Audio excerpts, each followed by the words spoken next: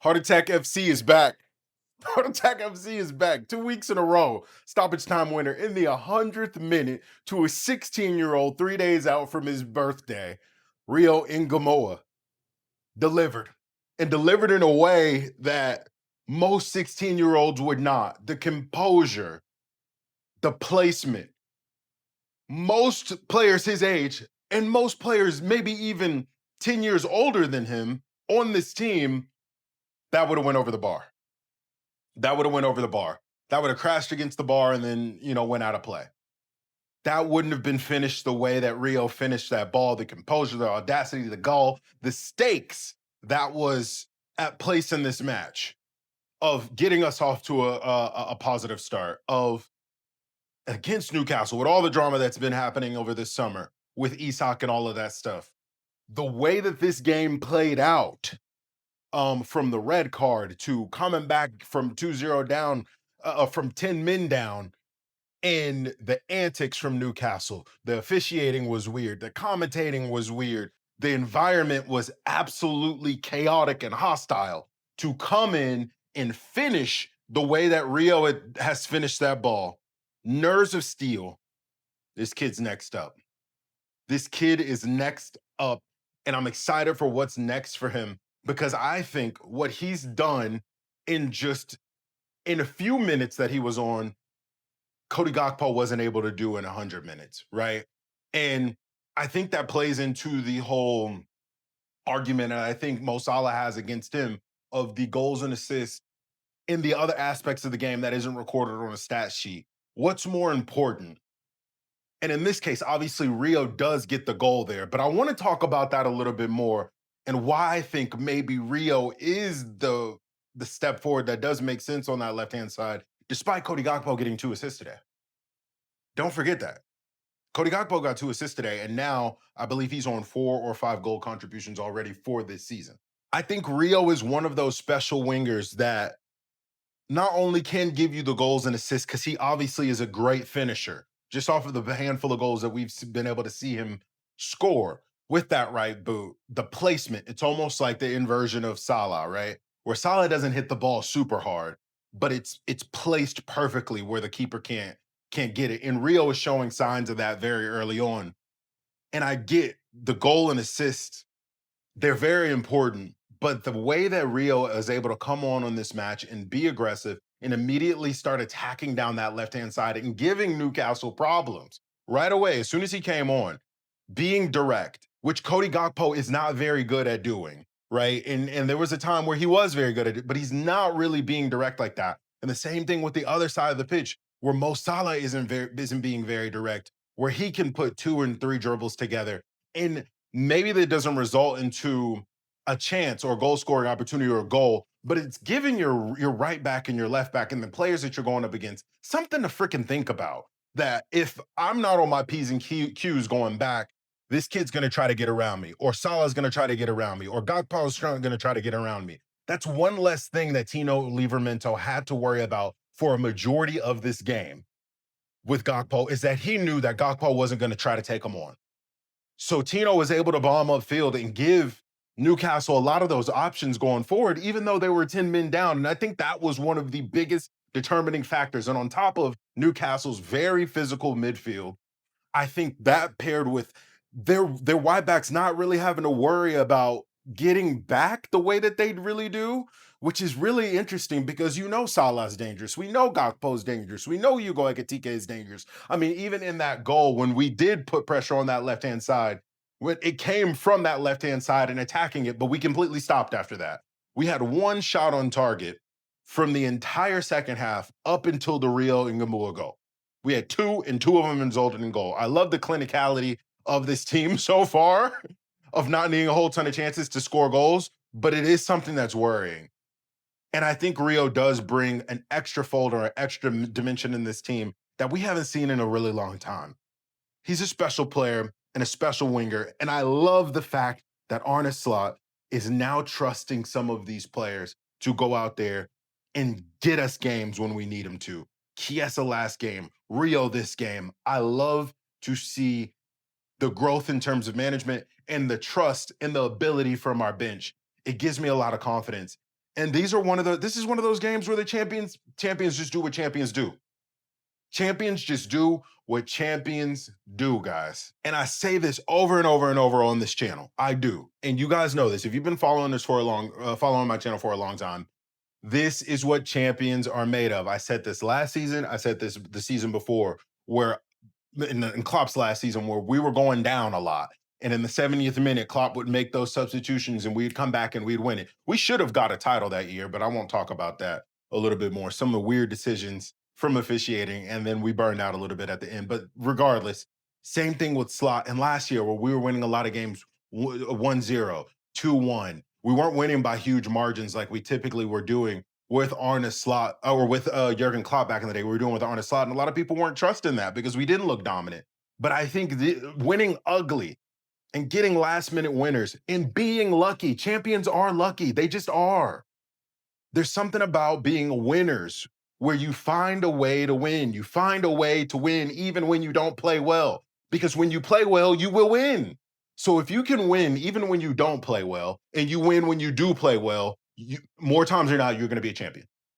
And these are good signs. And I know there's going to be a lot of people that are going to say, there's a lot of things we got to change. Absolutely. Obviously.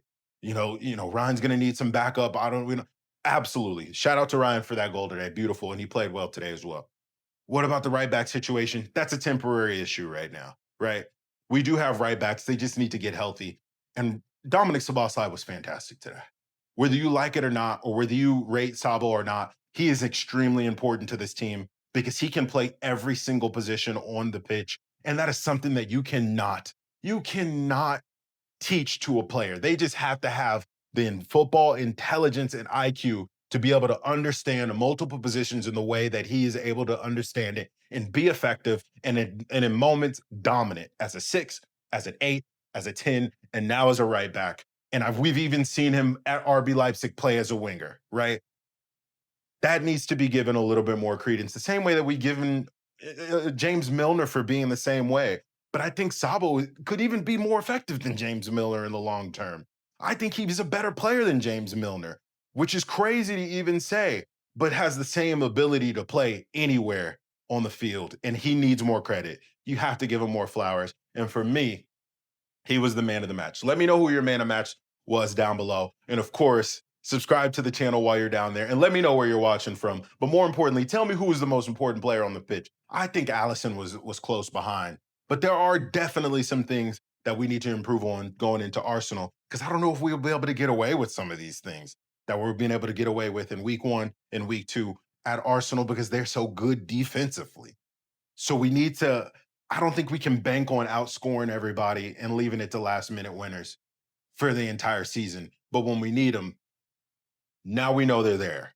Now we know they're there. And I don't think that's a bad thing. But obviously, we can't go up a man and it feels like we went down to 10 men. And I talked about Livramento and Hall being able to bomb up those wings and their midfield being so damn physical and the antics and the cards and the environment. It all played into Newcastle's favor.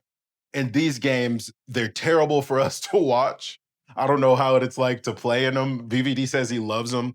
But these games take years off of your life, and not every week is going to be Newcastle. We have to keep that in mind as fans. And you can almost put this in like a vacuum, this game in a vacuum. Florian Wirtz is not always going to play this bad, right? In a physical, hostile, insane stop-start, 11 minutes of added time type of game. That's not going to happen. Szobo isn't always going to have to be a right back. Like a lot of these things that just had to happen this game is not always going to happen. So we can't really take this game with a grain of salt, because this is like one of those one-off games that you just are like, this is an insane game, and we just had to pull out a result. And I think that's what happened today. But we won. We won. There's a lot of issues that need to be addressed. The midfield, the attack, a lot of the stuff wasn't very good. It was abysmal at times. Kanate, abysmal at times. But we won. But we won. You got to keep that in mind, but we won.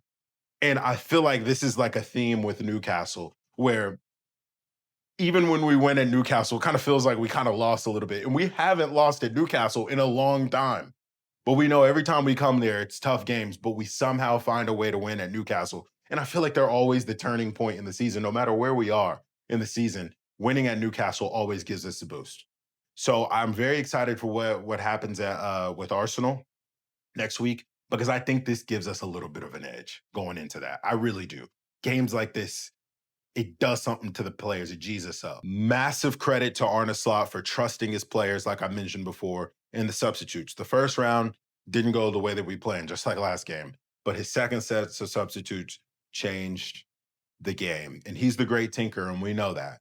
2 games in, 2 subs that almost throw the game, 2 more subs that completely saved the game. And I appreciate that about Slot, is that he's not afraid to try things, make mistakes, and then fix and learn on the mistakes on the fly within minutes. I think he's one of the smartest managers there are out there. There's going to be people that are going to come for his head today, but we could have a Ruben Amorim. You know what I mean? We could have some of these other managers that don't think like this and don't take risks and aren't able to adapt on the fly like Arne Slot has and win a league title in his first season and convince some of these massive players to come play for the club. He's a special manager. And the fact that he's these abilities and this talent to be able to adjust and tinker on the fly, maybe with personnel that he hasn't even had or even known that long or had before since last season, is very impressive. And I think he needs to get a little bit more credit for some of these results that he's had. And I know some of you are going to, it's on his fault that we're down to 2-2. And he knows that, just so you know. He knows that. And the fact that he's been able to identify that and fix it on the fly mid-game within 5 minutes and pull out victories. Imagine when he dials this team in. Imagine when the attack gels. Imagine when Florian Wirtz understands the runs that Salah wants to make and the runs that Hugo Ekitike, by the way, fantastic today. Unbelievable goal. 3 goals in 3 starts. The only player that's ever done that in the Premier League era is Daniel Sturridge, who's one of my favorite Liverpool forwards of all time. So may that continue with Hugo Ekitike. I love this movement. I love the way that he runs. I love the runs that he makes. I love the little flicks and the style that he brings to this Liverpool team. We haven't had a forward that's had this type of technical ability in a long time. And he's slowly but and surely becoming the main man. So even if we don't get Isak, I'm actually still really comfortable with him being there. I do think we need backup for him just in case, a capable goal scorer just in case. But right now, Hugo is boss. That's for damn sure. So, will it work against Arsenal? All of this craziness, I'm not sure. That's a problem for Arne Slot that he has midweek to figure out what works and how can we get this team to gel as quick as we possibly can. But the fact that we are in the gelling stage and we're still getting results is something that we can take. I think we can take some solace in that, and we can take that with us into next week. Insane game, insane game. Let me know what your thoughts are down below. Love you guys. Appreciate you. Happy to be back. We're going to be pumping out some more videos. I know it was a little bit of time between the last video and this video. We won't just do match reactions. I promise we'll bring some more content your way outside of match reactions. But appreciate you guys for just joining the ride. And up the Reds, baby. Up the Reds. And Newcastle, free my boy Isak. Let that man go. Let that man go. I'm tired of y'all. I'm tired of y'all. You too, Bruno. I see you, you little punks.